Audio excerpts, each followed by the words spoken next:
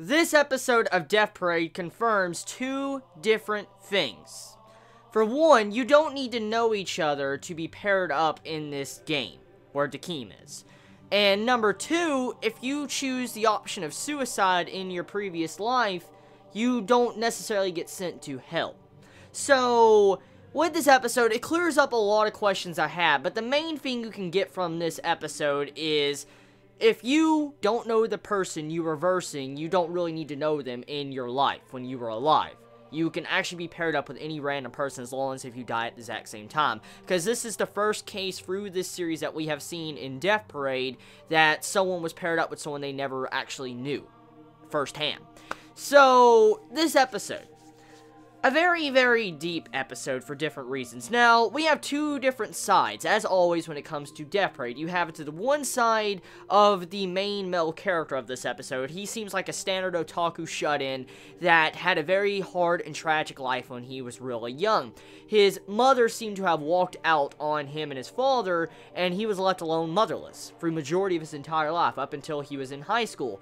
Eventually, his father, as you could tell from the backstory, found a woman and decided to marry her. And in his act of not really wanting to accept this new mother after that guilt and pain he had from his old mother, he kind of shunned his new stepmother. And that was one of the guilty sides of the main male character of this episode. And then we shift over to the main female character of this episode. And this is where things get a little bit complicated with this episode, because it's not really clear-cut at the end of this episode what really was the true backstory of the main female character of this episode. For instance, from what I understood, is she cared for her children, but she didn't care for them enough. But at the exact same time, a lot of men left her with her children.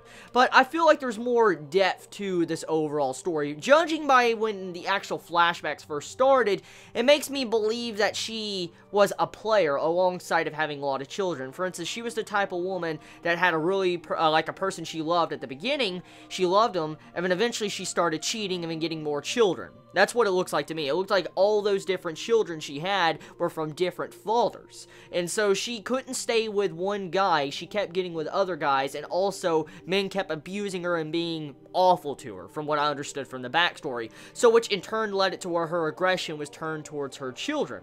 So that's what I think I understood from those flashbacks on the female character's perspective. Now, it wasn't clear cut, so at the end of the day, we don't truly know how far in the wrong she was or how in the right she was, because even though she might have committed a horrible crime when she was alive, we know for a fact what Dakeem said is that it doesn't matter, that those type of sins don't really carry over into this, afterlife. It doesn't. He just judges you on your soul, the purity of your soul.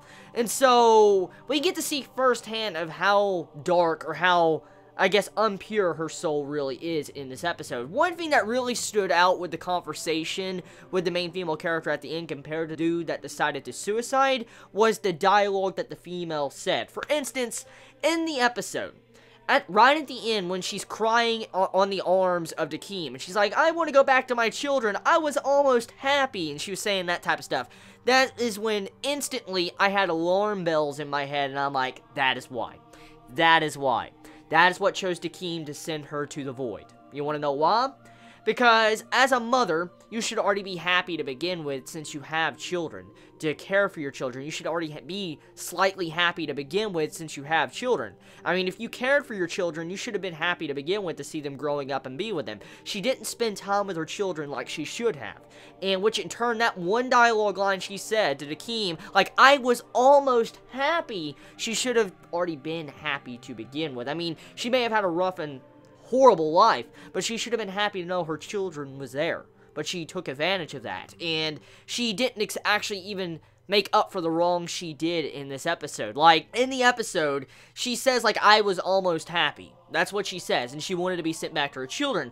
But in this act of what she said, once in this episode after that, did she ever really say, I am sorry? I am very sorry for bashing your head into that arcade machine. I am sorry for slapping that woman, my manager, when I was alive. She never asked for apologies or forgiveness. She never even tried to make up for it. She thought it was fine from her angle. And so I feel like that's what really kind of made the judgment to where she was sent to the void because of her actions she chose and what she said. For instance, it wasn't just the aspect of her beating the shit out of the main male character of this episode and putting him into the arcade machine and making glass go on his face. It was actually her actions at the end of the game, what she said, is what caused it.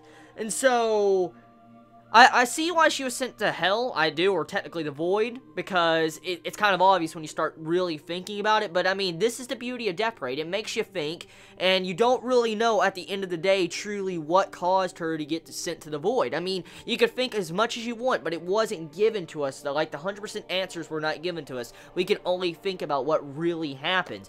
And then on the male side, the main male character side of this episode, his, like, stepmother wanted one wish granted. She wanted him to say mama or mother to her once, but he never did. And eventually drove him to suicide. He jumped out and died. And this is why I'm actually starting to really respect Death Parade. It's getting into these controversial topics. It really is. I like that. I really do. I know some will really hate this anime because of some of these controversial topics, with the void, to reincarnation, to heaven and hell, stuff like that. I know there's going to be some that do dislike this series. But I love anime or manga or anything that really try to dive into things that normal writers or something wouldn't try to dive into, because, you know, they might get angry people coming after them. So, Death Parade episode. It was a very good episode. It clears up a couple things, and it was, once again, another enjoyable episode. It was a very dark episode. Like, I slightly got a little bit watery-eyed at the end of the episode when they both started crying in the arms of the king, like, please send me back, or he's like, why did I suicide? I couldn't even grant her one wish. It was really sad. It was.